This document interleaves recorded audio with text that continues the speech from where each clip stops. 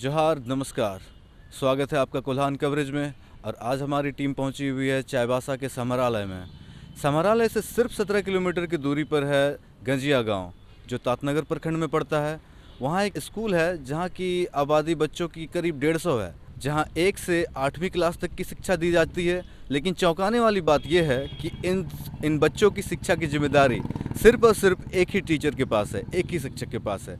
इसी समस्या को लेकर के गांव वाले और जनप्रतिनिधि माधव चरण कुंकल इस समस्या को लेकर के डीसी साहब को ज्ञापन सौंपने के लिए आए हुए हैं। सबसे पहले तो तमाम हमारे न्यूज़ के माध्यम से जो भी हमें आप लोग यहाँ रिपोर्टिंग करने के लिए आए हैं, तमाम हमारे गार्जियनों को दूरदराज क्षेत्र से आए हुए हैं। सबसे पहले कोल्हान कवरेज और न्यूज़ 11 नक्षत्र न्यूज़ सभी लोगों को हमारे पूरे गंजिया गाँव की ओर से जोहार। और विशेषकर आप जो लोगों का भीड़ देख रहे हैं, ये गार्जियनों का भीड़ है जो अपने बच्चों को शिक्षा के प्रति ये मांग रखने आया है कि हमारा जो तातनगर प्रखंड में स्कूल है उत्क्रमित मध्य विद्यालय गंजिया, जिस पर 136 बच्चे हैं और 1 से 8 क्लास तक मात्र एक शिक्षक है।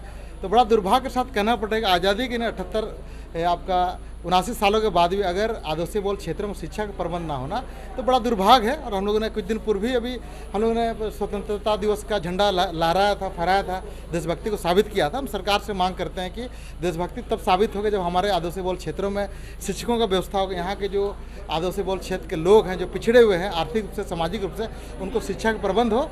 और केंद्र सरकार द्वारा जो नया शिक्षा नीति लागू किया गया NAP, जिसके तहत ये कानून का प्रावधान है कि 25:1 मतलब कि 25 छात्रों में एक शिक्षा की व्यवस्था होना चाहिए। तो सरकार के गाइडलाइन के आधार पर सरकार खुद फेल है।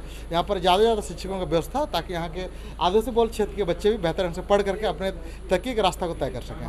कहाँ शिक्षक का अभाव है? ये पूरे राज्य के अंदर की स्थिति है। सिर्फ कहाँ का सवाल ही नहीं, यहाँ पर पूरे राज्य के अंदर में स्कूल में मास्टर नहीं, स्कूल का बिल्डिंग बन रहा है, यहाँ पर रंग-रोगन के नाम पर करोड़ रुपए का पैसा निकासी हो रहा है। लेकिन यहाँ पर जो सबसे बुनियादी चीज़ है, शिक्षक और स्वास्थ्य दोनों पूरा धराशायी है। तो डीसी साहब से मुलाकात हुई तो उन लोगों ने, डीसी साहब ने लोगों के लिए क्या आश्वासन क्या दिया? डीसी साहब ने इस पर आश्वासन दिया है कि DMT मद के माध्यम से घंटी आधारित शिक्षकों का बहाली होना था, जो कि माननीय पूर्व मुख्यमंत्री शिबू सोरेन साहब के निधन जो 5 अगस्त को हुआ, तो राजकीय शोक होने के कारण जो है परीक्षा को स्थगित करना पड़ा। और बहुत जल्द जो परीक्षा होगी और उस पर रिजल्ट जो भी आएगा, तो जितने शिक्षक बहाल होंगे उसके आधार पर सभी विद्यालयों में शिक्षकों का पूर्ति करने का प्रयास कीजिएगा, उन्होंने आश्वस्त किया है। आश्वासन के तौर पे मतलब ये लग रहा है कि जल्दी हो जाएगा उनसे? अब फिलहाल तो जो है माननीय उपायुक्त साहब ने आश्वासन दिया था, हम लोग उम्मीद करते हैं। और बाकी तो हम लोग सड़क पर संघर्ष करने वाले लोग हैं। अगर 25:1 का रेशियो को फुलफिल नहीं होता तो लोग आंदोलन करने के लिए स्वस्थ और फिर भूख हड़ताल की ओर आगे बढ़ेंगे, जन आंदोलन की ओर आगे बढ़ेंगे। सभी लोगों को जोहार, बहुत बहुत धन्यवाद। कौन गांव से आप? गंजिया गांव से। गंजिया गांव में ना? गंजिया गांव में भी समस्या है शिक्षक का?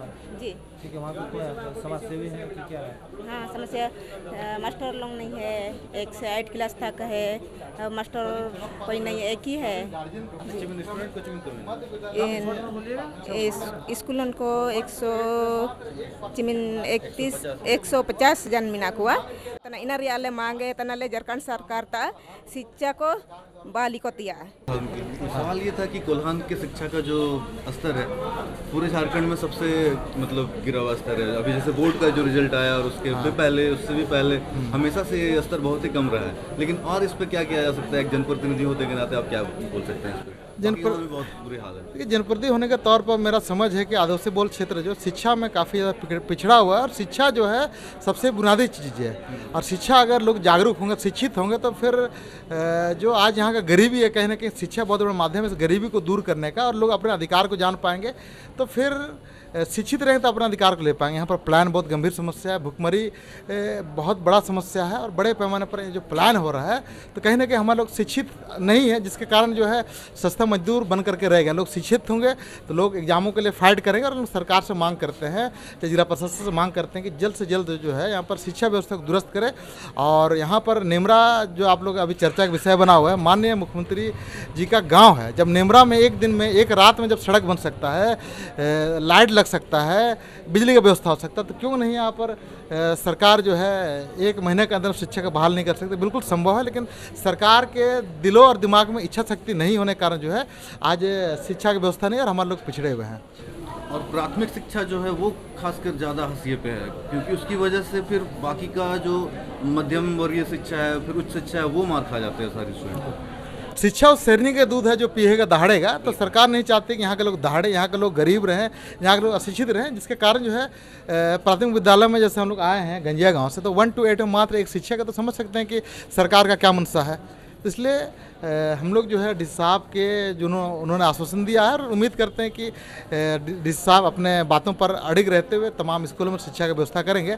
लेकिन हम लोग जो है ये कहना है कि राष्ट्रीय शिक्षा नीति NEP के तहत जो नियमावली लागू किया गया कि राज्य सरकार केंद्र सरकार के द्वारा कि 25 छात्रों पर एक शिक्षक होना चाहिए ग्रामीण क्षेत्र में, तो उस पर वो कायम रहे, उसको लागू करे ताकि बच्चों का सर्वांगीण विकास, बच्चों को बेहतर शिक्षा मिल सके। और अभी कुछ दिन पहले आप अभी आंदोलन चला रहे थे नशा मुक्ति के लिए, जो भी, और वो बच्चों में भी काफ़ी हद तक घुस गया है। बिल्कुल, नशा के चंगुल में आने का सबसे बड़ा कारण है कि हमारे स्कूल में जो बच्चे जा रहे हैं वहाँ पर पढ़ाई लिखाई नहीं हो रहा, तो लोग रास्ते से भटक जा रहे हैं, तो फिर गलत चीज़ों के चंगुल में फंस रहे हैं। नशा जैसे जो दुष्परिणाम देखने को मिल रहा है, कभी बलात्कार जैसे घटनाएं घट रही, चोरी चकारी जैसे घटनाएं घट रही हैं, तो कहीं ना कहीं ये नशापान कारण इन गलत चीज़ों के चंगुल हमारे बच्चे फंस रहे हैं, जिसको इन चीज़ों को रोकना जरूरी है। हमारे बच्चों को बेहतर भविष्य के लिए बेहतर शिक्षा का होना जरूरी है। बहुत बहुत धन्यवाद। जोहार।